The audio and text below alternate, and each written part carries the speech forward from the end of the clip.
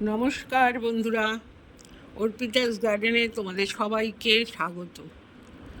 আজ আমি চা পাতা থেকে সঠিক পদ্ধতিতে জৈব তরল সার কীভাবে তৈরি করব তা নিয়েই আলোচনা করব।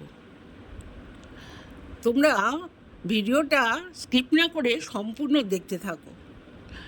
যদি ভালো লাগে তাহলে অবশ্যই কিন্তু একটা লাইক, কমেন্ট এবং শেয়ার করে দিও। তোমাদের প্রশ্ন থাকলে কমেন্ট করো। আর আমার চ্যানেলে যদি নতুন হয়ে থাকো তাহলে কিন্তু আমার চ্যানেলটা অবশ্যই সাবস্ক্রাইব করে পাশে থেকো। দেখো, আমরা সবাই চা পাতা থেকে এই তরল সার তৈরি করে থাকি, কিন্তু অনেকেই আমরা ব্যবহার করা চা পাতা থেকে এই সার তৈরি করি। ব্যবহার করা চা পাতা থেকে এই তরল সার তৈরি করলে সেই তরলে কিন্তু সম্পূর্ণ পুষ্টিগুণ, অর্থাৎ এই ক্ষেত্রে নাইট্রোজেনের পরিমাণ খুব কম থাকে। কারণ চা করার জন্য চা পাতা ফোটানো হয়, বারবার চা পাতা ধোয়া হয়, শুকনো করা হয়, এর ফলে নাইট্রোজেনের মাত্রা খুব কম থাকে। যাতে এই সারের মধ্যে নাইট্রোজেনের মাত্রা বেশি পাওয়া যায়, সেই জন্য দেখো আমরা এই সার তৈরি করার জন্য প্রথমে এরকম একটা পাত্রে 2 লিটার জল নিয়ে নেব।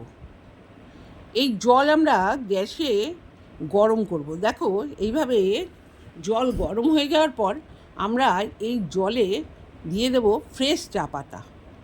এখানে আছে 100 গ্রাম চা পাতা, 10 টাকার যে প্যাকেটগুলো পাওয়া যায় সেই প্যাকেটের পরিমাণে। সম্পূর্ণ চা পাতাটা আমরা এই ফুটন্ত জলে দিয়ে দেব। এই ফুটন্ত জলে দিয়ে দেওয়ার পর আমরা দেখো এইভাবে সম্পূর্ণ চা পাতাটা দিয়ে দেওয়ার পর ভালো করে নেড়ে দেব।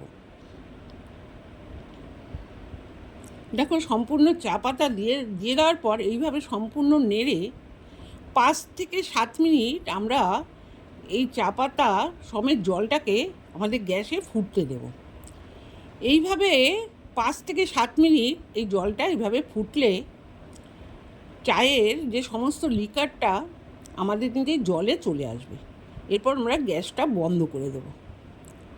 গ্যাসটা বন্ধ করে দেওয়ার পর আমরা এই চা পাতার জলে আরও 2টো উপাদান মেশাবো। সেই 2টো উপাদানের মধ্যে একটা হলো লেবু।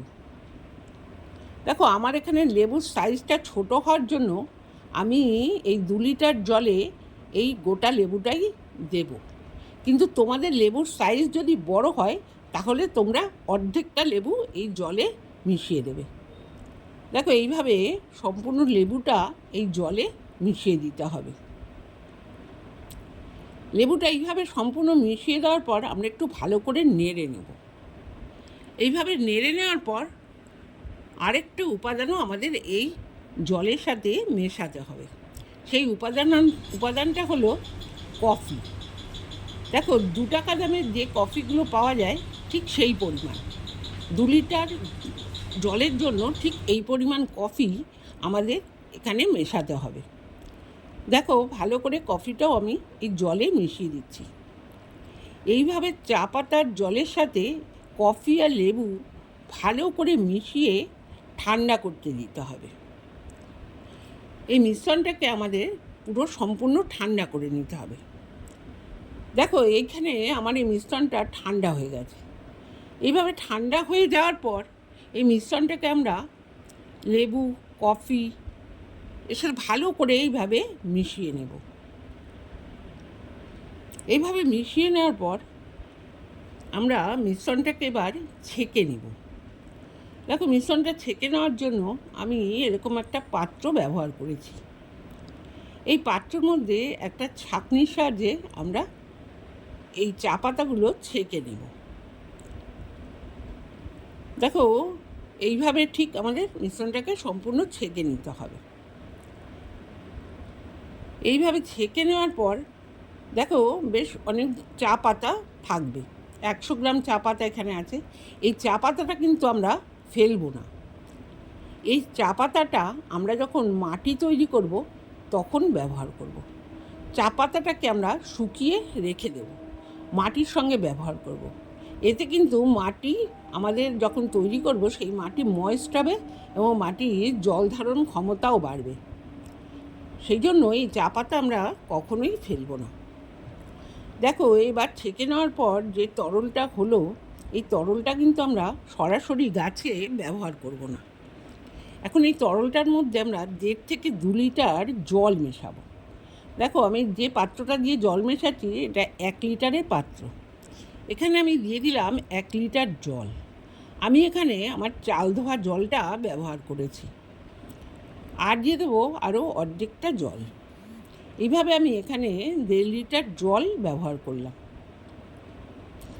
এইভাবে 1.5 লিটার জল এখানে ব্যবহার করার পর এই পুরো এই তরলটাকে আমরা এইভাবে মিশিয়ে নেব জলের সঙ্গে।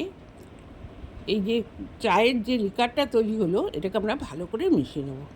ব্যাস, তৈরি হয়ে গেল কিন্তু আমাদের একটা শক্তিশালী জৈব তরল।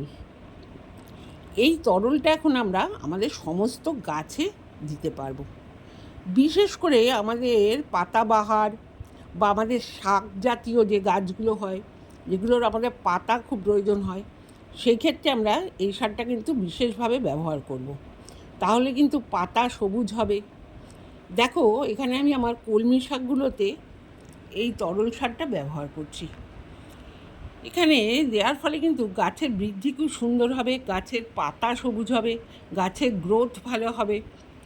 এই জাতীয় গাছে কারি পাতা, ধনে পাতা, এই সমস্ত গাছে কিন্তু আমরা এই সারটা বিশেষভাবে ব্যবহার করব।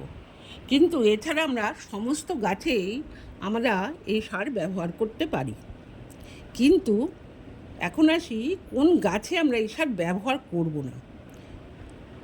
আমাদের ছাদ বাগানে যেসব গাছে ফুল আসবে, অর্থাৎ ফুল আসার সময় হয়ে গেছে, সেই সমস্ত গাছে কিন্তু আমরা এই সারটা ব্যবহার করব না। এই সারটা ব্যবহার করার ফলে কিন্তু গাছ বেশি করে তার বৃদ্ধির দিকে নজর দেবে, ফলে কিন্তু ফুল ফল আসতে দেরি হবে। সেই জন্য আমরা কখনোই এই সার যখন ফুল আসবে গাছে তখন ব্যবহার করব না।